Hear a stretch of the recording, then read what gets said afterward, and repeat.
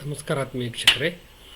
ಈಗಾಗಲೇ ನಾನು ಮಾಹಿತಿ ಕುರಿತಾಗಿ ಒಂದೆರಡು ವಿಡಿಯೋಗಳನ್ನು ಮಾಡಿದ್ದೇನೆ. ಅದರಲ್ಲಿ ಯಾವುದರ ಕುರಿತಾಗಿ ಮಾಹಿತಿ ಕೇಳಬಹುದು, ಯಾವ ಮಾಹಿತಿಯನ್ನು ಕೇಳೋಕ್ಕೆ ಬರುವುದಿಲ್ಲ ಅನ್ನೋದರ ಕುರಿತಾಗಿ ವಿಡಿಯೋ ಮಾಡಿದ್ದೇನೆ. ಅದನ್ನು ನೋಡಿದಂಥ ವೀಕ್ಷಕರು ಯಾವ ಇಲಾಖೆಯಿಂದ ಮಾಹಿತಿ ಪಡಿಬೇಕು, ಯಾರಿಂದ ಮಾಹಿತಿ ಪಡಿಬೇಕು ಅನ್ನೋದ್ರ ಬಗ್ಗೆ ಹಲವಾರು ಪ್ರಶ್ನೆಗಳನ್ನು ಮಾಡಿದ್ದಾರೆ. ಇಂಥ ಸಂಸ್ಥೆಯಿಂದ ನಾವು ಮಾಹಿತಿ ಕೇಳ್ಬೋದಾ, ಇಂಥ ಒಂದು ಇಲಾಖೆಯಿಂದ ಮಾಹಿತಿ ಕೇಳ್ಬೋದಾ, ಹೀಗೆ ಪ್ರಶ್ನೆಗಳನ್ನು ಮಾಡಿದ್ದಾರೆ. ಸೊ ಅದಕ್ಕಾಗಿ ಯಾರಿಂದ ನಾವು ಮಾಹಿತಿ ಪಡಿಬೋದು ಅನ್ನೋದನ್ನು ಸ್ಪಷ್ಟವಾಗಿ ತಿಳ್ಕೊಳ್ಳೋಕ್ಕೆ ಈ ವಿಡಿಯೋ ಮಾಡಿದ್ದೇನೆ. ಈ ಮಾಹಿತಿ ಹಕ್ಕು ಕಾಯ್ದೆ ಅಡಿಯಲ್ಲಿ ಸಾರ್ವಜನಿಕ ಪ್ರಾಧಿಕಾರ ಯಾರು ಅಂತ ನಾವು ತಿಳ್ಕೊಳ್ಬೇಕು. ಅದನ್ನು ತಿಳ್ಕೊಂಡ್ರೆ ಅಂಥ ಒಂದು ಪ್ರಾಧಿಕಾರದಿಂದ ಮಾಹಿತಿಯನ್ನು ಪಡಿಬೋದು ಅನ್ನೋದನ್ನು ನಮಗೆ ಮಾಹಿತಿ ಸಿಗ್ತದೆ. ಸೊ ಅದಕ್ಕಾಗಿ ಇಲ್ಲಿ ಎರಡು ಮುಖ್ಯ ಅಂಶಗಳನ್ನು ನಾವು ಪರಿಗಣಿಸಬೇಕಾಗ್ತದೆ. ಒಂದು, ಸರ್ಕಾರಿ ಸಂಸ್ಥೆ ಯಾವುದು ಅನ್ನೋದನ್ನು ನಾವು ಗುರುತಿಸಬೇಕಾಗ್ತದೆ. ಎರಡನೇದ್ದು, ಸರ್ಕಾರೇತರ ಸಂಸ್ಥೆ ಅಂತಂದರೆ ಯಾವುದು, ಯಾವ ಸರ್ಕಾರೇತರ ಸಂಸ್ಥೆಯಲ್ಲಿ ನಾವು ಮಾಹಿತಿಯನ್ನು ಪಡಿಬೋದು ಅನ್ನೋದ್ರ ಕುರಿತಾಗಿ ತಿಳ್ಕೊಳ್ಬೇಕಾಗ್ತದೆ. ಸೊ ಮೊದಲನೇದಾಗಿ ಈ ಸರ್ಕಾರಿ ಸಂಸ್ಥೆ ಅನ್ನೋದು ಇದಕ್ಕೆ ಹೆಚ್ಚಿಗೆ ಏನು ಗೊಂದಲ ಆಗುವಂಥದ್ದಿಲ್ಲ. ಯಾಕಂತಂದರೆ ಮಾಹಿತಿ ಹಕ್ಕು ಕಾಯ್ದೆ ಪ್ರಕಾರ ವ್ಯಾಖ್ಯಾನ ಕೊಟ್ಟಿದ್ದಾರೆ. ಕಲಂ 2ರಲ್ಲಿ ಎಚ್ ಅಂತ ಬರ್ತದೆ. ಅದರೊಳಗೆ ಸಾರ್ವಜನಿಕ ಪ್ರಾಧಿಕಾರ ಎಂದರೆ ಸಂವಿಧಾನದ ಮೂಲಕ ಅಥವಾ ಅದರ ಅಡಿಯಲ್ಲಿ ಸಂಸತ್ತಿನಿಂದ ಮಾಡಲಾದ ಯಾವುದೇ ಇತರ ಕಾನೂನಿನ ಮೂಲಕ. ಮೂರನೇದಾಗಿ, ರಾಜ್ಯ ವಿಧಾನಮಂಡಲದಿಂದ ಮಾಡಲಾದ ಯಾವುದೇ ಇತರ ಕಾನೂನಿನ ಮೂಲಕ. ನಾಲ್ಕನೇದಾಗಿ, ಸಮುಚಿತ ಸರ್ಕಾರದಿಂದ ಹೊರಡಿಸಲಾದ ಅಧಿಸೂಚನೆ ಅಥವಾ ಮಾಡಲಾದ ಆದೇಶದ ಮೂಲಕ ಸ್ಥಾಪಿತವಾದಂಥ ಅಥವಾ ರಚಿತವಾದಂಥ ಯಾವುದೇ ಪ್ರಾಧಿಕಾರ ಅಥವಾ ನಿಕಾಯ ಅಂದರೆ ಬಾಡಿ ಅಂತ ಹೇಳ್ತೀವಿ, ಅಥವಾ ಸ್ವಯಂ ಆಡಳಿತ ಸಂಸ್ಥೆ ಅಂಥೇಳಿ ನಾವು ತಿಳ್ಕೊಳ್ಬೇಕು.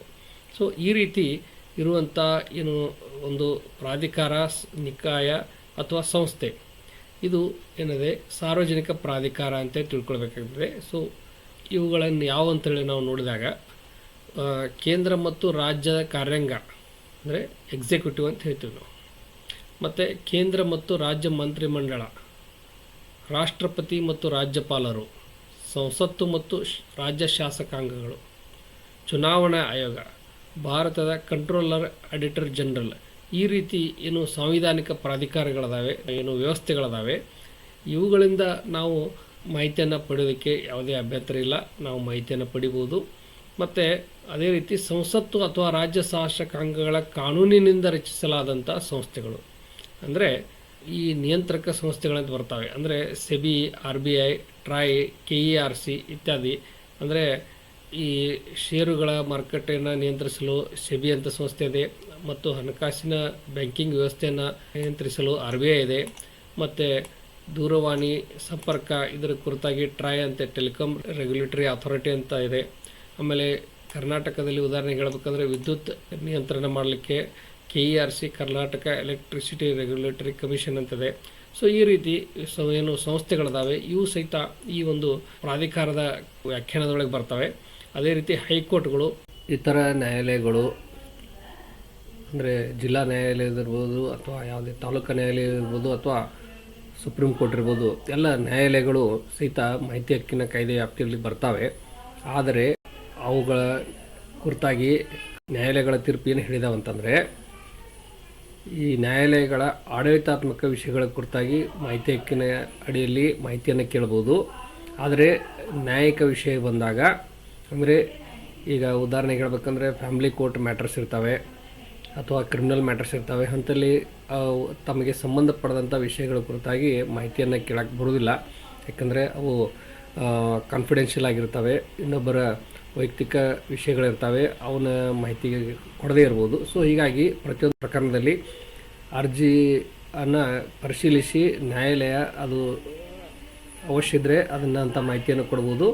ಆಡಳಿತಾತ್ಮಕ ವಿಷಯ ಇದ್ದರೆ ಸಾಮಾನ್ಯವಾಗಿ ಅಂಥ ಮಾಹಿತಿಯನ್ನು ಪೂರೈಸ್ತವೆ. ಆದರೆ ನ್ಯಾಯಿಕ ವಿಷಯವಿದ್ದಾಗ ಬೇರೆ ಪ್ರಕರಣಗಳ ಕುರಿತಾಗಿ ಮಾಹಿತಿ ಕೇಳಬೇಕಂದ್ರೆ ಅದು ಸಂಬಂಧಿಸಿದ ವ್ಯಕ್ತಿಗೆ ಮಾಹಿತಿಯನ್ನು ಕೊಡ್ತವೆ. ಪ್ರತ್ಯೇಕ ಕಾನೂನಿನಿಂದ ರಚಿಸಲಾದ ಶಿಕ್ಷಣ ಸಂಸ್ಥೆಗಳು, ಈ ರೀತಿ ಕಾನೂನಿನ ಮೂಲಕ ರಚನೆ ಆದಂಥ ಏನು ವ್ಯವಸ್ಥೆಗಳದಾವೆ ಅಥವಾ ಒಂದು ಪ್ರತ್ಯೇಕ ಕಾನೂನುಗಳನ್ನು ಅವುಗಳಿಗೆ ಮಾಡಿ ಒಂದು ಯೂನಿವರ್ಸಿಟಿ ಅಂತೇಳಿ ಮಾಡಿದರೆ ಅಂಥ ಸಂಸ್ಥೆಗಳು, ಇವೆಲ್ಲ ಶಾಸನದ ಮೂಲಕ ರಚನೆವಾದಂಥ ಸಂಸ್ಥೆಗಳಿರೋದ್ರಿಂದ ಇವುಗಳು ಸಹಿತ ಈ ಒಂದು ಏನು ಸಾರ್ವಜನಿಕ ಪ್ರಾಧಿಕಾರ ಅಂತೇಳಿ ಅದರ ಒಂದು ವ್ಯಾಖ್ಯಾನದ ಅಡಿಯಲ್ಲಿ ಬರೋ ಕಾರಣಕ್ಕಾಗಿ ಅವುಗಳಿಂದ ನಾವು ಮಾಹಿತಿಯನ್ನು ಪಡೆಯುವಂಥ ಅವಕಾಶ ಇದ್ದೇ ಇದೆ. ಮತ್ತು ಮೂರನೇದಾಗಿ ಸರ್ಕಾರದ ಅಧಿಸೂಚನೆ ಅಥವಾ ಆದೇಶದ ಮೂಲಕ, ಅಂದರೆ ಸರ್ಕಾರದ ಅಂಗಸಂಸ್ಥೆಗಳು. ಎರಡನೇದು ಕಾನೂನಿನ ಮೂಲಕ ರಚನೆ ಆದಂಥ ವ್ಯವಸ್ಥೆಗಳು, ಸಂಸ್ಥೆಗಳು. ಮತ್ತು ಮೂರನೇದಾಗಿ ಕಾನೂನು ಅಲ್ಲದೇನೆ ಅಧಿಸೂಚನೆ ಮತ್ತು ಆದೇಶ, ಸರ್ಕಾರದ ಅಧಿಸೂಚನೆ ಮತ್ತು ಆದೇಶದ ಮೂಲಕ ರಚಿಸಲಾದಂಥ ಸಂಸ್ಥೆಗಳಿದ್ದರೆ, ಸರ್ಕಾರದ ಒಂದು ನೋಟಿಫಿಕೇಷನ್ ಆಗಿರ್ಬೋದು, ಯಾವುದೇ ರೀತಿಯ ಆರ್ಡರ್, ಸರ್ಕ್ಯುಲರ್, ಈ ಥರ ಯಾವುದೇ ಒಂದು ಆದೇಶದ ಮೂಲಕನೂ ಸಂಸ್ಥೆಗಳನ್ನು ರಚನೆ ಮಾಡಿರ್ಬೋದು. ಈಗ SIT ಅಂತ ಹೇಳ್ಬೋದು, ಸ್ಪೆಷಲ್ ಇನ್ವೆಸ್ಟಿಗೇಷನ್ ಟೀಮ್ ಅಂತ ಮಾಡಿದ್ದಾರೆ, ಯೋಜನಾ ಆಯೋಗ, ಮತ್ತು unique identification authority of India, ಅಂದರೆ ಈ ಆಧಾರ್ ಕಾರ್ಡ್ ಕುರಿತಾಗಿ ಮಾಡಿದಂಥ ಸಂಸ್ಥೆ. ಸೊ ಇವು ಎಲ್ಲ ಏನಿದೆ ಸರ್ಕಾರದ ಒಂದು ಅಧಿಸೂಚನೆ ಮೂಲಕ ಅಥವಾ ಆದೇಶದ ಮೂಲಕ ರಚನೆ ಆದಂಥ ಸಂಸ್ಥೆಗಳು. ಇವು ಸಹಿತ ಸಾರ್ವಜನಿಕ ಪ್ರಾಧಿಕಾರ ಅಂತ ಪರಿಗಣನೆಗೆ ಬರ್ತವೆ ಮತ್ತು ಅವುಗಳಿಂದ ನಾವು ಮಾಹಿತಿ ಹಕ್ಕಿನ ಕಾಯ್ದೆ ಅಡಿಯಲ್ಲಿ ಮಾಹಿತಿ ಪಡೀಬೋದು. ಇನ್ನು ಕಾನೂನಿನಿಂದ ರಚಿಸಲಾದ ಸಂಸ್ಥೆಗಳನ್ನು ವಿಷಯ ಕುರಿತಾಗ, ಕೇವಲ ಕಾನೂನಿನ ಅಡಿಯಲ್ಲಿ ನೋಂದಾಯಿಸಲಾದ ಕಾರಣಕ್ಕಾಗಿ ಸಂಸ್ಥೆಗಳು ಸಾರ್ವಜನಿಕ ಪ್ರಾಧಿಕಾರಗಳಾಗಲು ಅನ್ನೋದನ್ನು ನಾವು ಗಮನಿಸಬೇಕಾಗ್ತದೆ. ಏಕೆಂದರೆ ಬಹಳಷ್ಟು ಸಂಸ್ಥೆಗಳು ಕಾನೂನಿನ ಒಂದು ಚೌಕಟ್ಟಿನಲ್ಲಿ ನೋಂದಾವಣೆಗೊಂಡಿರ್ತವೆ. ಉದಾಹರಣೆಗೆ ಯಾವುದೋ ಒಂದು ಸೊಸೈಟಿ ಅಂತಂದರೆ ಅದು ಸೊಸೈಟಿ ಕಾಯ್ದೆಯೊಳಗೆ ರಿಜಿಸ್ಟ್ರೇಷನ್ ಆಗಿರ್ತದೆ. ಒಂದು ಟ್ರಸ್ಟ್ ಅನ್ನೋದು ಟ್ರಸ್ಟ್ ಕಾಯ್ದೆಯೊಳಗೆ ರಿಜಿಸ್ಟ್ರೇಷನ್ ಆಗಿರ್ತದೆ. ಅವು ಸ್ವತಂತ್ರವಾಗಿ ತಮ್ಮ ಕಾರ್ಯನಿರ್ವಹಿಸ್ತಿರ್ತವೆ ಮತ್ತು ಅದರಲ್ಲಿ ಸರ್ಕಾರದ ಯಾವುದೇ ಒಂದು ಪಾತ್ರ ಇರುವುದಿಲ್ಲ. ಕೇವಲ ಒಂದು ಕಾನೂನು ಮಾಡಿರ್ತಾರೆ, ಆ ಕಾನೂನಿನಡಿಯಲ್ಲಿ ಅವು ನೋಂದಾವಣಿ ಆಗಿರ್ತವೆ. ಅಂದ ಮಾತ್ರಕ್ಕೆ ಅವು ಈ ಸಾರ್ವಜನಿಕ ಪ್ರಾಧಿಕಾರ ಆಗಲು ಅನ್ನೋದನ್ನು ನಾವು ತಿಳ್ಕೋಬೇಕು. ಅದಕ್ಕಾಗಿ ಎಲ್ಲ ರೀತಿಯ ಕಂಪನಿಗಳು, ಸಂಘ ಸಂಸ್ಥೆಗಳು, ಟ್ರಸ್ಟ್ಗಳು ಸಾರ್ವಜನಿಕ ಪ್ರಾಧಿಕಾರ ಆಗೋಲ್ಲ. ಆದರೆ ಯಾವ ಸಂದರ್ಭದಲ್ಲಿ ಇಂಥ ವ್ಯವಸ್ಥೆಗಳು ಸಾರ್ವಜನಿಕ ಪ್ರಾಧಿಕಾರ ಅನ್ನೋ ವ್ಯಾಖ್ಯಾನಗಳು ಬರ್ತಾವೆ ಅನ್ನೋದನ್ನು ನಾವು ಮುಂದೆ ನೋಡಬೇಕಾಗ್ತದೆ. ಅದಕ್ಕೆ ಅವನ್ನ ಸರ್ಕಾರೇತರ ಸಂಸ್ಥೆಗಳೊಳಗಡೆ ಅಭ್ಯಾಸ ಮಾಡಬೇಕಾಗ್ತದೆ. ಅದಕ್ಕಾಗಿ ಈ ಕಾಯ್ದೆಯ ಮುಂದುವರಿದ ವ್ಯಾಖ್ಯಾನದೊಳಗೆ ಏನು ಕೊಟ್ಟಿದ್ದಾರೆ ಅಂದರೆ, ಮತ್ತು ಇದು ಸಮುಚಿತ ಸರ್ಕಾರದ ಒಡೆತನಕ್ಕೆ, ಒಂದನೇದು ಒಡೆತನ, ಎರಡನೇದು ನಿಯಂತ್ರಣ, ಇದಕ್ಕೆ ಒಳಪಟ್ಟ ಅಥವಾ ಮೂರನೇದಾಗಿ ಅಂಥ ಸರ್ಕಾರ ಒದಗಿಸಿದ ನಿಧಿಗಳಿಂದ ನೇರವಾಗಿ ಅಥವಾ ಪರೋಕ್ಷವಾಗಿ ಗಣನೀಯ ಪ್ರಮಾಣದಲ್ಲಿ ಹಣಕಾಸು ನೆರವು ಪಡೆದಂಥ ಯಾವುದೇ ನಿಕಾಯವನ್ನು, ಅಂದರೆ ಬಾಡಿ ಅಂತ ಹೇಳ್ತೀವಿ, ಒಂದು ಸರ್ಕಾರದ ಒಡೆತನ ಅದಕ್ಕಿದ್ರೆ ಅದು ಸಹಜವಾಗಿ ಸರ್ಕಾರದ ವ್ಯವಸ್ಥೆನೇ ಆಗ್ತದೆ, ಸರ್ಕಾರದ ಒಂದು ಅಂಗಸಂಸ್ಥೆನೇ ಆಗ್ತದೆ. ಸೊ ಆಟೋಮೆಟಿಕ್ ಆಗಿ ಅದು ಸಾರ್ವಜನಿಕ ಪ್ರಾಧಿಕಾರ ಅಂತಲೇ ಕನ್ಸಿಡರ್ ಆಗ್ತದೆ. ಮತ್ತು ಸರ್ಕಾರನೇ ಅದನ್ನು ನಿಯಂತ್ರಿಸ್ತಾ ಇದ್ರೆ ಸಹಜವಾಗಿ ಅದು ಸಹಿತ ಸರ್ಕಾರದ ಒಂದು ವ್ಯವಸ್ಥೆನೇ ಆಗ್ತದೆ. ಸೊ ಅಲ್ಲಿ ಸಹಿತ ಅದು ಸಾರ್ವಜನಿಕ ಪ್ರಾಧಿಕಾರ ಅಂತ ಪರಿಗಣನೆಗೆ ಬರ್ತೈತೆ. ಆದರೆ ಸರ್ಕಾರದ ಒಡೆತನವೂ ಇಲ್ಲ, ನಿಯಂತ್ರಣವೂ ಇಲ್ಲ, ಆದರೂ ಸಹಿತ ಗಣನೀಯ ಪ್ರಮಾಣದಲ್ಲಿ ಸರ್ಕಾರದ ಹಣಕಾಸಿನ ನೆರವನ್ನು ಪಡಿತಾ ಇರುವಂಥ ಒಂದು ಸಂಸ್ಥೆ ಇರ್ಬೋದು, ನಿಕಾಯ ಇರ್ಬೋದು, ಅದು ನೇರವಾಗಿಯೂ ಪಡಿತಿರ್ಬೋದು ಅಥವಾ ಪರೋಕ್ಷವಾಗಿ, ಅಂದರೆ ಸಬ್ಸಿಡಿಗಳನ್ನು ಪಡಿತಿರ್ತದೆ, ಒಂದು ಟ್ಯಾಕ್ಸ್ ಎಕ್ಸಂಪ್ಷನ್ ಪಡಿತಿರ್ತದೆ. ಹೀಗೆ ನೇರವಾಗಿ ಹಣ ಕೊಡದೇ ಇದ್ದರೂ ಸರ್ಕಾರ ಬೇರೆ ಯಾವುದೇ ಒಂದು ರೂಪದಲ್ಲಿ ಅದಕ್ಕೆ ಧನ ಸಹಾಯ ಒದಗಿಸ್ತಾ ಇದ್ದರೆ ಅಲ್ಲಿ ಸರ್ಕಾರದ ಒಂದು ಆರ್ಥಿಕ ನೆರವನ್ನು ಪಡಿತಾ ಇರುವ ಸಂಸ್ಥೆ ಆಗಿರೋ ಕಾರಣಕ್ಕಾಗಿ ಅದು ಒಂದು ಸಾರ್ವಜನಿಕ ಪ್ರಾಧಿಕಾರ ಅಂತ ಪರಿಗಣಿಸುವಂಥ ಒಂದು ಸಾಧ್ಯತೆ ಕಂಡು ಬರ್ತದೆ. ಆದರೆ ಇದು ಸಂಪೂರ್ಣವಾದಂಥ ವ್ಯಾಖ್ಯಾನ ಅಲ್ಲ. ಯಾಕಂದರೆ ಇದು ಎಲ್ಲ ಸಂದರ್ಭಗಳಲ್ಲಿ ಸರ್ಕಾರದ ಅನುದಾನ ಪಡಿತಾ ಇದೆ ಅನ್ನೋ ಕಾರಣಕ್ಕಾಗಿ ಎಲ್ಲ ಸಂಸ್ಥೆಗಳು ಸರ್ಕಾರದ ಸಂಸ್ಥೆಗಳಾಗುವುದಿಲ್ಲ ಮತ್ತು ಸಾರ್ವಜನಿಕ ಪ್ರಾಧಿಕಾರ ಅಂತ ಆಗೋಲ್ಲ, ಈ ಮಾಹಿತಿ ಚೌಕಟ್ಟಿಗೆ ಒಳಪಡೋದಿಲ್ಲ ಅನ್ನೋದನ್ನು ನಾವು ನೆನಪಿಟ್ಕೊಳ್ಬೇಕಾಗ್ತದೆ. ಅದಕ್ಕಾಗಿ ಇನ್ನೊಂದು ಏನು ಹೇಳ್ತಾರೆ ಅಂತಂದರೆ, ಈ NGO ಅಂತೇನು ಹೇಳಿದೆ ನಾ ಈಗಾಗಲೇ, ಕಂಪ್ನಿ ಇರ್ಬೋದು, ಒಂದು ಸಂಘ ಇರ್ಬೋದು ಅಥವಾ ಟ್ರಸ್ಟ್ ಇರ್ಬೋದು, ಇವು ಸ್ವತಂತ್ರವಾಗಿ ಸರ್ಕಾರೇತರ ಸಂಸ್ಥೆಗಳು, ಅಂದರೆ ಸರ್ಕಾರದಿಂದ ಹೊರತುಪಡಿಸಿ ಖಾಸಗಿ ವ್ಯಕ್ತಿಗಳು ಒಂದು ಸಂಸ್ಥೆಗಳನ್ನು ಹುಟ್ಟಾಕಿದರೆ ಅಂಥ ಸಂದರ್ಭದಲ್ಲಿ ಅವುಗಳಿಗೆ ಮಾಹಿತಿ ಹಕ್ಕು ಕಾಯ್ದೆ ಅನ್ವಯಿಸುವುದಿಲ್ಲ. ಆದರೆ ಅಲ್ಲಿ ಸಹಿತ ಈ ಸರ್ಕಾರ ಒದಗಿಸಿದ ನಿಧಿಗಳಿಂದ ನೇರವಾಗಿ ಅಥವಾ ಪರೋಕ್ಷವಾಗಿ ಗಣನೀಯ ಪ್ರಮಾಣದ ಹಣಕಾಸು ನೆರವು ಪಡೆಯುವಂಥ ಸರ್ಕಾರೇತರ ಸಂಸ್ಥೆ ಇದ್ದರೆ ಅದನ್ನು ಸಹಿತ ಈ ಸಾರ್ವಜನಿಕ ಪ್ರಾಧಿಕಾರ ವ್ಯಾಖ್ಯಾನದ ಅಡಿಯಲ್ಲಿ ತರಬಹುದು ಮತ್ತು ಮಾಹಿತಿ ಹಕ್ಕಿನ ಕಾಯ್ದೆ ಅಡಿಯಲ್ಲಿ ಮಾಹಿತಿಯನ್ನು ಕೇಳಬಹುದು ಅನ್ನೋದನ್ನು ಗಮನಿಸಬಹುದು. ಆದರೆ ಇದು ಸಂಪೂರ್ಣವಾಗಿ ಎಲ್ಲ ಸಂದರ್ಭಗಳಲ್ಲಿ ಅನ್ವಯಿಸುವುದಿಲ್ಲ. ಇದಕ್ಕೆ ಹಲವಾರು ಹೊರತುಪಡಿಸಿಗಳಿದಾವೆ, ಅಂದರೆ ಎಕ್ಸೆಪ್ಷನ್ಸ್ ಅವೆ. ಅದನ್ನು ನಾವು ವಿವರಿಸಿ ಹೇಳಬೇಕಂತಂದರೆ, ಕೆಲವೊಂದು ಸಂಸ್ಥೆಗಳಿಗೆ ಸರ್ಕಾರ ಬಹಳಷ್ಟು ದೇಣಿಗೆ ಕೊಡ್ತಾ ಇದ್ರೆ, ಆರ್ಥಿಕ ನೆರವು ಕೊಡ್ತಾ ಇದ್ರೆ, ಅದೇ ಒಂದು ಕಾರಣಕ್ಕಾಗಿ ಅದನ್ನು ಸಾರ್ವಜನಿಕ ಪ್ರಾಧಿಕಾರ ಅಂತೇಳಿ ಅನ್ನಕ್ಕೆ ಬರುವುದಿಲ್ಲ. ಅಂದರೆ ಆರ್ಥಿಕ ನೆರವೇ ಒಂದು ಆಧಾರ ಆಗುವುದಿಲ್ಲ ಅನ್ನೋದನ್ನು ಹಲವಾರು ನ್ಯಾಯಾಲಯಗಳು ತೀರ್ಪನ್ನು ಕೊಟ್ಟಿದ್ದೇವೆ. ಸೊ ಹೀಗಾಗಿ ಆರ್ಥಿಕ ನೆರವಿನ ಜೊತೆಗೆ ಸರ್ಕಾರದ ಒಂದು ಏನಾದರೂ ಅಲ್ಲಿ ಪಾತ್ರ ಇರಬೇಕು, ನಿಯಂತ್ರಣ ಅಥವಾ ಏನಾದರೂ ಒಂದು ಸರ್ಕಾರದ ಒಂದು ಮಧ್ಯಸ್ಥಿಕೆ ವಹಿಸುವಂಥದ್ದು, ಈ ರೀತಿ ಇದ್ದರೆ ಅಲ್ಲಿ ಬರ್ತೈತಿ. ಉದಾಹರಣೆಗೆ ಈಗ ಸೌಹಾರ್ದ ಸಹಕಾರಿ ಕಾಯ್ದೆಯನ್ನು ತೆಗೆದುಕೊಂಡಾಗ ಅಲ್ಲಿ ಸ್ವತಂತ್ರವಾದಂಥ ಖಾಸಗಿ ವ್ಯವಸ್ಥೆ ಆಗ್ತದೆ. ಸೊ ಅಂಥ ಸಂಸ್ಥೆಗಳಿಂದ ನೇರವಾಗಿ ಮಾಹಿತಿ ಪಡೆಯೋಕ್ಕೆ ಬರೋದಿಲ್ಲ.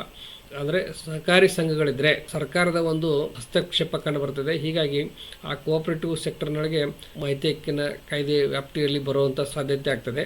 ಸೊ ಹೀಗಾಗಿ ಇಲ್ಲಿ ಕೇವಲ ಆರ್ಥಿಕ ನೆರವು ಅಂತ ಒಂದೇ ಆಧಾರ ಆಗೋದಿಲ್ಲ, ಆದರೆ ಸರ್ಕಾರದ ಒಂದು ಏನಲ್ಲಿ ಪಾತ್ರ ಏನಿದೆ ಅನ್ನೋದನ್ನು ನೋಡಿಕೊಂಡು ನ್ಯಾಯಾಲಯಗಳು ತೀರ್ಪನ್ನು ಕೊಡ್ತಾವೆ ಅನ್ನೋದನ್ನು ನಾವು ಗಮನಿಸಬೇಕು. ಸೊ ಹೀಗಾಗಿ ಇದು ಒಂದು ಸೆಟಲ್ಡ್ ಲಾ ಅಲ್ಲ, ಅಂದರೆ ಅಂತಿಮವಾದಂಥ ತೀರ್ಪು ಇಲ್ಲಿ ನ್ಯಾಯಾಲಯದಲ್ಲಿ ಬಂದಿಲ್ಲ. ಆದರೂ ಸಹಿತ ಈ ಒಂದು ಆಧಾರಗಳನ್ನು ಇಟ್ಟುಕೊಂಡು ಈ ವ್ಯಾಖ್ಯಾನದ ಅಡಿಯಲ್ಲಿ ನಾವು ಆ ಸಂಸ್ಥೆಯನ್ನು ಒಂದು ಸಾರ್ವಜನಿಕ ಸಂಸ್ಥೆ ಅಥವಾ ಏನು ಸಾರ್ವಜನಿಕ ಪ್ರಾಧಿಕಾರ ಅಂತೇಳಿ ನಾವು ಗಮನಿಸ್ಬೋದು. ಆ ಮೂಲಕ ಅಲ್ಲಿ ಆ ಒಂದು ಮಾಹಿತಿ ಹಕ್ಕಿನ ಅಡಿಯಲ್ಲಿ ಮಾಹಿತಿಯನ್ನು ಕೇಳುವಂಥ ಸಾಧ್ಯತೆ ಸಿಗ್ತದೆ ಅನ್ನೋದನ್ನು ನಾವು ಗಮನಿಸಬೇಕು. ಇದಕ್ಕಾಗಿ ಸಂವಿಧಾನದ ಅನುಚ್ಛೇದ 12ರ ಅಡಿಯಲ್ಲಿ ರಾಜ್ಯ ಅನ್ನೋದು ಒಂದು ವ್ಯಾಖ್ಯಾನ ಇದೆ, ಸ್ಟೇಟ್ ಅಂತೇಳಿ ಡೆಫಿನೇಷನ್ ಕೊಟ್ಟಿದ್ದಾರೆ. ಅದನ್ನು ಕಾಲಕಾಲಕ್ಕೆ ನ್ಯಾಯಾಲಯಗಳು ವಿಸ್ತರಿಸುತ್ತಾ ಹೋಗಿದೆ. ರಾಜ್ಯ ಅಂದರೆ ಕೇವಲ ಸರ್ಕಾರ ಅಷ್ಟೇ ಅಲ್ಲ, ಸರ್ಕಾರದಿಂದ ಒಂದು ಯಾವುದೇ ರೀತಿಯಲ್ಲಿ ಅದರ ಮೇಲೆ ಒಂದು ಆಡಳಿತ ಇರ್ಬೋದು ಅಥವಾ ನಿಯಂತ್ರಣ ಇರ್ಬೋದು ಅಥವಾ ಯಾವುದೇ ರೀತಿಯಲ್ಲಿ ನೆರವು ಇರ್ಬೋದು ಅಥವಾ ಸರ್ಕಾರ ನಿರ್ವಹಿಸಬಹುದಂಥ ಬಹುಮುಖ್ಯವಾದ ಕೆಲಸವನ್ನು ಸರ್ಕಾರದ ಪರವಾಗಿ ಅವರು ನಿರ್ವಹಿಸ್ತಾ ಇರ್ಬೋದು. ಸೊ ಈ ಎಲ್ಲ ಆಧಾರಗಳ ಮೇಲೆ ಆ ಒಂದು ವ್ಯಾಖ್ಯಾನವನ್ನು ಕೊಟ್ಟಿದ್ದಾರೆ. ಆ ವ್ಯಾಖ್ಯಾನವನ್ನು ವಿಸ್ತರಿಸ್ತಾ ಹಲವಾರು ವ್ಯವಸ್ಥೆಗಳಿಗೆ ಅದನ್ನು ಅನ್ವಯಿಸಿದ್ದಾರೆ, ಹಲವಾರು ಸಂಸ್ಥೆಗಳಿಗೆ ಅನ್ವಯಿಸಿದ್ದಾರೆ. ಆದರೆ ಅದನ್ನೇ ಆಧಾರವಾಗಿ ಇಟ್ಟುಕೊಂಡು ಸಂವಿಧಾನದ ಅಡಿಯಲ್ಲಿ ರಾಜ್ಯ ಅಂತೇಳಿ ಏನು ವ್ಯಾಖ್ಯಾನ ಕೊಟ್ಟಿದ್ದಾರೆ ಆ ಎಲ್ಲ ಸಂಸ್ಥೆಗಳಿಗೂ ಈ ಮಾಹಿತಿ ಹಕ್ಕಿನ ಕಾಯ್ದೆ ಅನ್ವಯಿಸ್ತದೆ ಅಂತ ಹೇಳಕ್ಕೆ ಬರೋದಿಲ್ಲ. ಅದನ್ನು ಈ ಒಂದು ಕಾಯ್ದೆ ಅಡಿಯಲ್ಲೇ ನಾವು ನೋಡಬೇಕಾಗ್ತದೆ. ಏನು ಸರ್ಕಾರದ ಪಾತ್ರ, ಒಡೆತನ ಮತ್ತು ನಿಯಂತ್ರಣ ಮತ್ತು ಹಣಕಾಸಿನ ನೆರವು ಇವುಗಳನ್ನು ಮಾನದಂಡವಾಗಿಟ್ಟುಕೊಂಡು ತೀರ್ಮಾನ ಮಾಡಿದ್ದೇವೆ ನ್ಯಾಯಾಲಯಗಳು ಅನ್ನೋದನ್ನು ನಾವು ಗಮನಿಸಬೇಕು. ಸೊ ಹೀಗಾಗಿ ಸಹಕಾರ ಕಾಯ್ದೆ, ಕೋಆಪರೇಟಿವ್ ಕಾಯ್ದೆ ಅಂತ ಕಾನೂನುಗಳ ಅಡಿಯಲ್ಲಿ ಸರ್ಕಾರಿ ಸಂಸ್ಥೆಗಳ ಮೇಲ್ವಿಚಾರಣೆ ಮತ್ತು ನಿಯಂತ್ರಣದ ಆಧಾರದ ಮೇಲೆ ಸರ್ಕಾರದಿಂದ ನಿಯಂತ್ರಿಸಲ್ಪಡುವ ಘಟಕಗಳನ್ನು ಪರಿಗಣಿಸಬಹುದು ಅಂತೇಳಿ ಇಲ್ಲಿ ನಾವು ಕಂಡುಕೊಳ್ಬೋದು. ಒಟ್ಟಾರೆಯಾಗಿ ಈ ಮೇಲ್ವಿಚಾರಣೆ ಮತ್ತು ನಿಯಂತ್ರಣ ಸರ್ಕಾರದ ಇರಬೇಕು ಅಂತ ಸಂದರ್ಭದಲ್ಲಿ ಸಾರ್ವಜನಿಕ ಪ್ರಾಧಿಕಾರ ಅಂತೇಳಿ ಗಮನಿಸಬಹುದು. ಸೊ ಹೀಗಾಗಿ ಕೇವಲ ಹಣಕಾಸಿನ ಗಣನೀಯ ನೆರವು ಸರ್ಕಾರದ ಐತೆ ಅಂತೇಳಿ ಅದನ್ನು ಆಧಾರವಾಗಿ ಇಟ್ಕೊಳ್ಳೋಕೆ ಬರೋದಿಲ್ಲ ಅಂತೇಳಿ ನ್ಯಾಯಾಲಯಗಳು ಹೇಳಿದಿವೆ. ಮತ್ತು ಯಾವ ಒಂದು ರೂಪದಲ್ಲಿ ಹಣಕಾಸಿನ ನೆರವು ಕೊಡ್ತಾ ಇದೆ ಸರ್ಕಾರ ಮತ್ತು ಅದು ಎಷ್ಟು ಪ್ರಮಾಣದಲ್ಲಿ ಅದು ಒಂದು ಹಣಕಾಸಿನ ನೆರವು ಸರ್ಕಾರ ಕೊಡ್ತಾ ಇದೆ ಅನ್ನೋದನ್ನು ಸಹಿತ ಗಮನಿಸಬೇಕಾಗ್ತದೆ. ಸೊ ಇವೆಲ್ಲ ಆಧಾರಗಳ ಮೇಲೆ ಅಂದರೆ ಉದಾಹರಣೆ ಷೇರು ಬಂಡವಾಳ ಕೊಡುಗೆ, ಸಬ್ಸಿಡಿಗಳು, ಭೂ ಹಂಚಿಕೆ ಇತ್ಯಾದಿ ರೂಪದಲ್ಲಿ ಆಯಾ ಸಂಸ್ಥೆಗಳು ಪಡೆಯುವಂಥ ಇವುಗಳ ಆಧಾರದ ಮೇಲೆ ನ್ಯಾಯಾಲಯಗಳು ಈ ಒಂದು ಸಂಸ್ಥೆಗಳನ್ನು ಸಾರ್ವಜನಿಕ ಪ್ರಾಧಿಕಾರ ಅಂತೇಳಿ ಗಮನಿಸಬೇಕಾಗ್ತದೆ. ಉದಾಹರಣೆಗೆ ಶಿಕ್ಷಣ ಸಂಸ್ಥೆಗಳಲ್ಲಿ ಶಿಕ್ಷಕರು ಮತ್ತು ಸಿಬ್ಬಂದಿಗಳ ವೇತನಕ್ಕಾಗಿ ಅನುದಾನ ಪಾವತಿಗಳನ್ನು ಸಹ ಗಣನೀಯ ನಿಧಿಯಿಂದ ಪರಿಗಣಿಸಬಹುದು. ಅಂಥ ಸಂದರ್ಭದಲ್ಲಿ ಏನು ಅದಕ್ಕೆ ಏಡೆಡ್ ಕಾಲೇಜಸ್ಸು, ಏಡೆಡ್ ಸ್ಕೂಲ್ ಅಂತ ಹೇಳ್ತಾರೆ. ಸೊ ಅಂಥ ಸಂದರ್ಭದಲ್ಲಿ ಅವು ಸಾರ್ವಜನಿಕ ಪ್ರಾಧಿಕಾರ ಅಂತೇಳಿ ಪರಿಗಣಿಸಬೇಕಾಗ್ತದೆ. ಇನ್ನೊಂದು ಉದಾಹರಣೆಗೆ ಅಂದರೆ ಇಂಡಿಯನ್ ಒಲಿಂಪಿಕ್ ಅಸೋಸಿಯೇಷನ್ಗೆ ಸರ್ಕಾರ 85% ಅನುದಾನ ಕೊಟ್ಟಿದೆ. ಸೊ ಅದಕ್ಕಾಗಿ ಅದನ್ನು ಸಾರ್ವಜನಿಕ ಪ್ರಾಧಿಕಾರ ಅಂತ ಪರಿಗಣಿಸಲಾಗಿದೆ. ಈಗಾಗಲೇ ಹೇಳಿದಂತೆ ಕೇವಲ ಹಣಕಾಸಿನ ನೆರವು ಒಂದೇ ಆಧಾರ ಆಗೋಲ್ಲ ಅನ್ನೋದನ್ನು ನಾವು ಗಮನಿಸಬೇಕು. ಕೆಲವೊಂದು ಸಂಸ್ಥೆಗಳಿಗೆ ಸರ್ಕಾರ ಆ ಒಂದು ಸಂಸ್ಥೆ ಒದಗಿಸುವಂಥ ಸೇವೆ, ಅದರ ಒಂದು ಸಾಮರ್ಥ್ಯದ ಆಧಾರದ ಮೇಲೆ ಹೆಚ್ಚಿನ ಅನುದಾನವನ್ನು ಕೊಡಬಹುದು. ಆದರೆ ಅದೇ ಒಂದು ಆಧಾರ ಅಲ್ಲಿ ಸಾರ್ವಜನಿಕ ಪ್ರಾಧಿಕಾರ ಅಂತ ಹೇಳಕ್ಕೆ ಬರೋದಿಲ್ಲ. ಅದು ಸ್ವಾಯತ್ತ ಖಾಸಗಿ ಸಂಸ್ಥೆ ಆಗಿರಬಹುದು. ಅಂಥ ಸಂದರ್ಭದಲ್ಲಿ ಆ ಸಂಸ್ಥೆಗೆ ನೇರವಾಗಿ ಮಾಹಿತಿ ಅನ್ವಯಿಸೋದಿಲ್ಲ. ಸರ್ಕಾರದ ಒಂದು ನಿಯಂತ್ರಣ, ಮೇಲ್ವಿಚಾರಣೆ ಈ ರೀತಿ ಒಂದು ಸರ್ಕಾರದ ಒಂದು ಪಾತ್ರ ಅಲ್ಲಿ ಕಂಡು ಬರಬೇಕು. ಆವಾಗ ಆ ಸಂಸ್ಥೆ ಸಾರ್ವಜನಿಕ ಪ್ರಾಧಿಕಾರ ಆಗ್ತದೆ ಅಂತೇಳಿ ನಾನು ಮತ್ತೊಮ್ಮೆ ಒತ್ತಿ ಹೇಳ್ತೀನಿ. ಮತ್ತು ಅಕಸ್ಮಾತ್ ಈ ಒಂದು ಖಾಸಗಿ ಸಂಸ್ಥೆಗಳು ಸಾರ್ವಜನಿಕ ಪ್ರಾಧಿಕಾರದ ಒಂದು ವ್ಯಾಖ್ಯಾನದ ಅಡಿಯಲ್ಲಿ ಬರಲಿಲ್ಲ ಅಂದರೂ ಸಹಿತ ತಮಗೆ ಮಾಹಿತಿ ಬೇಕಂದರೆ ಏನು ಮಾಡಬೇಕು ಅನ್ನೋ ಪ್ರಶ್ನೆ ಬರ್ತದೆ. ಸೊ ಆವಾಗ ಆ ಒಂದು ಯಾವ ಸಂಸ್ಥೆಗಳಿರ್ತವೆ ಆ ಸಂಸ್ಥೆಗಳು ಪ್ರತಿ ವರ್ಷ ತಮ್ಮ ಒಂದು ಹಣಕಾಸಿನ ವ್ಯವಹಾರಗಳನ್ನು ಯಾವ ಒಂದು ಇಲಾಖೆಗೆ ಸಲ್ಲಿಸ್ತಾರೆ, ತಮ್ಮ ಒಂದು ಹೊಣೆಗಾರಿಕೆ ಯಾವ ಒಂದು ಸರ್ಕಾರಿ ಇಲಾಖೆಗೆ ಅಧೀನವಾಗಿ ಕೆಲಸ ಮಾಡ್ತವೆ ಅನ್ನೋದನ್ನು ನಾವು ತಿಳ್ಕೊಳ್ಬೇಕು. ಸೊ ಅಂಥ ಒಂದು ಇಲಾಖೆಗೆ ಅವು ತಮ್ಮವೆಲ್ಲ ವರದಿಯನ್ನು ಸಲ್ಲಿಸ್ತವೆ. ಉದಾಹರಣೆಗೆ ಈ ಕೋಆಪರೇಟಿವ್ ಸೊಸೈಟಿ ಇದ್ದರೆ ಕೋಆಪರೇಟಿವ್ ಡಿಪಾರ್ಟ್ಮೆಂಟ್ಗೆ ಅವು ತಮ್ಮ ವರದಿಯನ್ನು ಸಲ್ಲಿಸ್ತವೆ. ಶುಗರ್ ಫ್ಯಾಕ್ಟ್ರೀಸ್ ಇದ್ದರೆ ಶುಗರ್ ಡೈರೆಕ್ಟರ್ ಆಫೀಸ್ ಇದೆ, ಸೊ ಅಲ್ಲಿ ಮಾಹಿತಿಯನ್ನು ಕೊಡ್ತಾರೆ. ಸೊ ಈ ರೀತಿ ಹಲವಾರು ಸಂಸ್ಥೆಗಳು ಸ್ವಾಯತ್ತವಾಗಿ ಅಥವಾ ಸ್ವತಂತ್ರವಾಗಿ ಖಾಸಗಿಯಾಗಿ ಕಾರ್ಯನಿರ್ವಹಿಸುತ್ತಿದ್ದು ಅವು ಸಾರ್ವಜನಿಕ ಪ್ರಾಧಿಕಾರದ ವ್ಯಾಖ್ಯಾನದ ಅಡಿಯಲ್ಲಿ ಬರದೇ ಇರ್ಬೋದು. ಆವಾಗ ಅವುಗಳಿಂದ ಮಾಹಿತಿ ಪಡೀಲಿಕ್ಕೆ ಅಸಾಧ್ಯ ಆಗಿರ್ಬೋದು. ಆದರೆ ಆ ಸಂಸ್ಥೆಗಳು ಯಾವ ಒಂದು ಸರ್ಕಾರದ ಇಲಾಖೆಗೆ ಅಧೀನವಾಗಿ ಇರ್ತವೆ, ನಿಯಂತ್ರಣಕ್ಕೊಳಪಟ್ಟಿರ್ತವೆ, ಆ ಒಂದು ಇಲಾಖೆಗೆ ಅವು ತಮ್ಮ ವರದಿಯನ್ನು ಸಲ್ಲಿಸ್ತಾ ಇರ್ತವೆ. ಸೊ ಆ ಇಲಾಖೆಯಿಂದ ತಾವು ಮಾಹಿತಿಯನ್ನು ಪಡಿಬೋದು ಅನ್ನೋದನ್ನು ನಾನು ಇಲ್ಲಿ ಸ್ಪಷ್ಟವಾಗಿ ಹೇಳ್ತೀನಿ. ಉದಾಹರಣೆಗೆ ಒಂದು ಖಾಸಗಿ ಶಿಕ್ಷಣ ಸಂಸ್ಥೆ ಇದ್ದರೂ ಸಹಿತ ಅದು ಸಹಿತ ತನ್ನ ಎಲ್ಲ ಒಂದು ವಾರ್ಷಿಕ ವರದಿಯನ್ನು ಸಂಬಂಧಿಸಿದ ಶಿಕ್ಷಣ ಇಲಾಖೆಗೆ ಸಲ್ಲಿಸಬೇಕಾಗ್ತದೆ. ಸೊ ಆ ಶಿಕ್ಷಣ ಇಲಾಖೆಯಿಂದ ತಾವು ಮಾಹಿತಿಯನ್ನು ಪಡಿಬೋದು. ಸೊ ಈ ರೀತಿ ಇಲ್ಲಿ ಈ ಒಂದು ಮಾಹಿತಿ ಹಕ್ಕಿನ ಕಾಯ್ದೆಯ ಅಡಿಯಲ್ಲಿ ಯಾರಿಂದ ನಾವು ಮಾಹಿತಿ ಪಡಿಬೋದು ಅನ್ನೋದನ್ನು ನಾವು ತಿಳ್ಕೊಳ್ಬೋದು. ಇದಷ್ಟೇ ಅಲ್ಲ, ಈ ಒಂದು ಸರ್ಕಾರದ ವೆಬ್ಸೈಟ್ ಅದೇ, ಕರ್ನಾಟಕ ಸರ್ಕಾರದ್ದೇ, ಏನು RTI.online.karnataka.gov.in ಅಂತೇಳಿ ಈ ವೆಬ್ಸೈಟ್ನೊಳಗೆ ಹೋದರೆ ಮಾಹಿತಿ ಹಕ್ಕನ್ನು ಅರ್ಜಿಯನ್ನು ಆನ್ಲೈನಾಗಿ ಸಲ್ಲಿಸಬಹುದು ಅನ್ನೋದನ್ನು ಈಗಾಗಲೇ ನಾನು ಹಿಂದಿನ ವಿಡಿಯೋದಲ್ಲಿ ತಿಳಿಸಿದ್ದೇನೆ. ಸೊ ಇದರಲ್ಲಿ ತಾವು ಸಾರ್ವಜನಿಕ ಪ್ರಾಧಿಕಾರವನ್ನು ಹೂಡಿಕೆ ಅಂತಿರ್ತದೆ, ಅಲ್ಲಿ ತಾವು ಒಂದು ಟೈಪ್ ಮಾಡಿ ಸಂಬಂಧಿಸಿದ ಇಲಾಖೆಯನ್ನು ಗುರುತಿಸಬಹುದು. ಅಥವಾ ತಮಗೆ ಗೊತ್ತಿಲ್ಲ ಅಂತಂದರೆ ಇಲ್ಲಿ ಸಾರ್ವಜನಿಕ ಪ್ರಾಧಿಕಾರ ಆಯ್ಕೆ ಮಾಡಿ ಅಂತ ಕೊಡ್ತಾರೆ, ಅಲ್ಲಿ ಹೋದರೆ ಸಾಕಷ್ಟು ತಮಗೆ ಮಾಹಿತಿ ಸಿಗ್ತದೆ. ಉದಾಹರಣೆಗೆ ಈಗ ಬೆಳಗಾವಿ ಅಂತ ಬಂದರೆ ತಾವು ಗಮನಿಸ್ಬೋದು. ಸೊ ಇಷ್ಟೆಲ್ಲ ಏನು ಇಲಾಖೆಗಳು ಬರ್ತವೆ, ಇವೆಲ್ಲ ಸಾರ್ವಜನಿಕ ಪ್ರಾಧಿಕಾರಗಳನ್ನು ನಾವು ಗಮನಿಸಬೇಕು. ಸೊ ಇವೆಲ್ಲ ಇಲಾಖೆಗಳಿಂದ ನೇರವಾಗಿ ಮಾಹಿತಿಯನ್ನು ಪಡಿಬೋದು, ಯಾಕಂದರೆ ಇವು ಮಾಹಿತಿ ಹಕ್ಕಿನ ವ್ಯಾಪ್ತಿಯೊಳಗೆ ಬರ್ತಾವೆ ಅಂತೇಳಿ ನಾವು ಗಮನಿಸ್ಬೋದು. ಸೊ ಈ ರೀತಿ ಹಲವಾರು ಸರ್ಕಾರದ ಅಧೀನಕ್ಕೊಳಪಟ್ಟಂಥ ಸಂಸ್ಥೆಗಳು ಏನಿದಾವೆ ಅವಕ್ಕೆಲ್ಲ ಎಲ್ಲ ಮಾಹಿತಿಗಳು ಇಲ್ಲಿ ಒಂದು ಲಿಸ್ಟ್ ತಮಗೆ ಸಿಗ್ತೈತೆ. ಇದನ್ನು ತಾವು ಅರ್ಜಿ ಸಲ್ಲಿಸುವ ಮುನ್ನ ಪರಿಶೀಲಿಸ್ಬೋದು. ಇದು ಕಂಪ್ಲೀಟ್ ಲಿಸ್ಟ್ ಅಲ್ಲ ಅನ್ನೋದನ್ನು ಸಹಿತ ಇಲ್ಲಿ ನಾವು ಗಮನಿಸಬೇಕು. ಈ ವೆಬ್ಸೈಟ್ ಮೂಲಕ ಆನ್ಲೈನ್ ಮೂಲಕ ಪಡೆಯಬಹುದಾದಂಥ ಮಾಹಿತಿ ಯಾವ ಇಲಾಖೆಯಿಂದ ಪಡಿಬೋದು ಅನ್ನೋದನ್ನು ಇಲ್ಲಿ ಲಿಸ್ಟ್ ಕೊಟ್ಟಿದ್ದಾರೆ. ಸೊ ಇದನ್ನು ತಾವು ಗಮನಿಸ್ಬೋದು. ಅದೇ ರೀತಿ ಇದೇ ವೆಬ್ಸೈಟ್ನೊಳಗೆ ಡೀಟೇಲ್ಸ್ ಆಫ್ ನೋಡಲ್ ಆಫೀಸರ್ಸ್ ಅಂತೂ ಸಿಗ್ತದೆ ನಿಮಗೆ. ಸೊ ಅಲ್ಲಿ ಪ್ರತಿಯೊಂದು ಇಲಾಖೆಯ ಯಾವ ಅಧಿಕಾರಿಗಳ ಅಲ್ಲಿ ಈ ಮಾಹಿತಿ ಹಕ್ಕಿನ ಚೌಕಟ್ಟಿನೊಳಗೆ ಕೆಲಸ ಮಾಡ್ತಾ ಇದ್ದಾರೆ ಅನ್ನೋದು ಮಾಹಿತಿ ಸಿಗ್ತದೆ. ಸೊ ಹೀಗಾಗಿ ಹಲವಾರು ಇಲಾಖೆಗಳ ಎಲ್ಲ ಅಧಿಕಾರಿಗಳ ಹೆಸರು, ಫೋನ್ ನಂಬರು ಸಹಿತ ಎಲ್ಲ ಮಾಹಿತಿ ತಮಗೆ ಸಿಗ್ತದೆ. ಸೊ ಇವರು ತಾವು ಸಂಪರ್ಕಿಸ್ಬೋದು. ಸೊ ಈ ರೀತಿ ಮಾಹಿತಿ ಹಕ್ಕನ್ನು ತಾವು ಸದ್ಬಳಕೆ ಮಾಡ್ಕೊಳ್ಬೋದು ಅಂತ ಹೇಳ್ತಾ, ಈ ಯಾರಿಂದ ಮಾಹಿತಿಯನ್ನು ಪಡೆಯಲಿಕ್ಕೆ ಬರುವುದಿಲ್ಲ ಅನ್ನೋದನ್ನು ನಾನು ಇನ್ನೊಂದು ವಿಡಿಯೋದಲ್ಲಿ ತಿಳಿಸ್ತೇನೆ. ಇದಿಷ್ಟು ಯಾರಿಂದ ಮಾಹಿತಿ ಪಡಿಬೋದು ಈ ಮಾಹಿತಿ ಹಕ್ಕ ಕಾಯ್ದೆ ಅಡಿಯಲ್ಲಿ ಅನ್ನೋದನ್ನು ಒಂದಿಷ್ಟು ಸಂಕ್ಷಿಪ್ತ ಮಾಹಿತಿ ಕೊಟ್ಟಿದ್ದೇನೆ. ಇದು ತಮಗೆ ಉಪಯೋಗಕ್ಕೆ ಬರ್ತದೆ ಅಂತ ತಿಳ್ಕೊಂಡು ಈ ವಿಡಿಯೋ ಮುಗಿಸ್ತಾ ಇದ್ದೀನಿ. ಧನ್ಯವಾದಗಳು.